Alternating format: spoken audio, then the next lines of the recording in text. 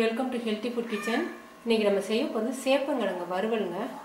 சேப்பங்கிழங்கு வந்து நான் இந்த மாதிரி வேக வச்சுருக்கேன். குக்கரில் வந்து ஒரு சவுண்டுக்கு வைங்க, உப்பு போட்டு ஒரு சவுண்டுக்கு வேக வச்சுருங்க. வேக வச்சு இந்த மாதிரி உரிச்சுக்கோங்க. உரித்து இதை வந்து நீல வாக்கில் 4ஆக கட் பண்ணிடுங்க. இந்த மாதிரி 4ஆக கட் பண்ணிக்கோங்க.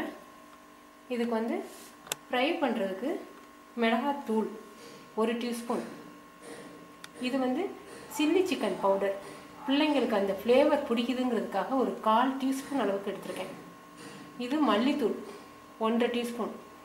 இது லெமனுக்கு பதிலாக நான் வந்து அமைச்சர் பவுடர் எடுத்திருக்கேன். இது வந்து மாங்காய் தூள், கடைகளில் கிடைக்கும். 2 சிட்டிகை அளவுக்கு மஞ்சத்தூள். இது அரிசி மாவு. இது கடலையும் நிலக்கடலையும் பொட்டுக்கல்லையும் மிக்சியில் வந்து வைப்பரில் போட்டு நுணுக்கிக்குங்க. ரொம்ப பவுடர் பண்ணிடாதீங்க.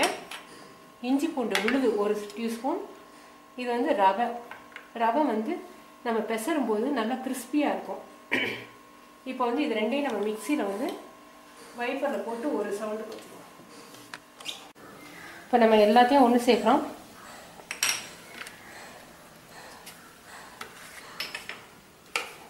இது மிக்சியில் வந்து நுணுக்கி வச்சுருக்க பவுடர், பொட்டுக்கல்லையும் நிலக்கடலையும். இப்போ நம்ம வந்து கிழங்குல 1/2 உப்பு தான் சேர்த்துருக்கோம், அதனால நான் இதுலேயும் உப்பு சேர்த்துக்கிறேன்.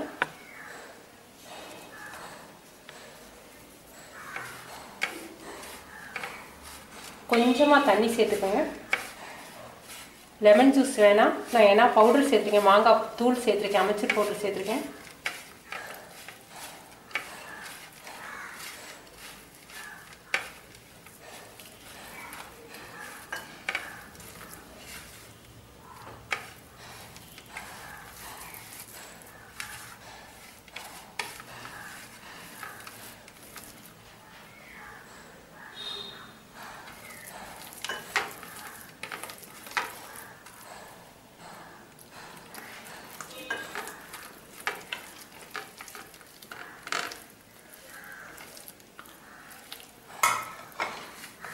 நல்லா கிழங்கோடு சேர்த்து பெசரி வச்சுருங்க.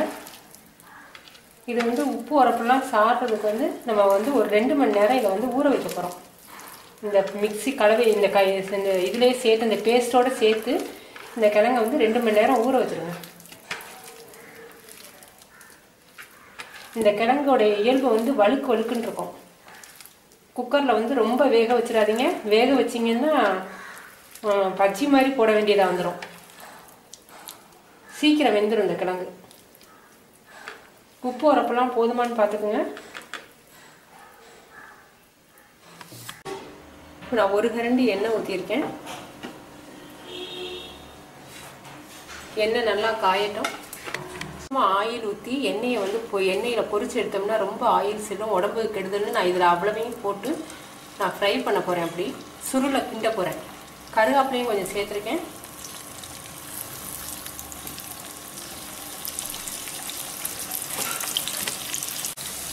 இந்த மாதிரி கரண்டியில் 1 கரண்டி நான் ஆயில் ஊற்றிருக்கேன். இது வந்து நீங்கள் வந்து கொஞ்சம் கீழ்ப்பக்கம் ஃப்ரை ஆகட்டும், நல்ல ரோஸ்ட் கலர், நல்ல ப்ரௌன் கலர் ஆகட்டும், நல்ல ரோஸ்டட் ஆகட்டும். அதுக்கப்புறம் நீங்கள் திருப்பி போடுங்க. ரொம்ப திருப்பி போட்டுக்கிட்டே இருந்தீங்கன்னா உங்களுக்கு கரண்டியில் தான் இந்த மசாலா ஒட்டும். அதனால நான்ஸ்டிக்கில் போடுங்க முடிஞ்ச அளவுக்கு.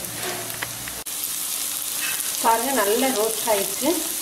இது மீன் எப்படி ஃப்ரை பண்ணுறோமோ அதே மாதிரி டேஸ்ட்டு நல்லாயிருக்கும். நீங்கள் செஞ்சு பார்த்துட்டு உங்கள் கமெண்ட்ஸை சொல்லுங்கள். பிள்ளைங்களுக்கு வந்து ரொம்ப பிடிச்சமான உணவு.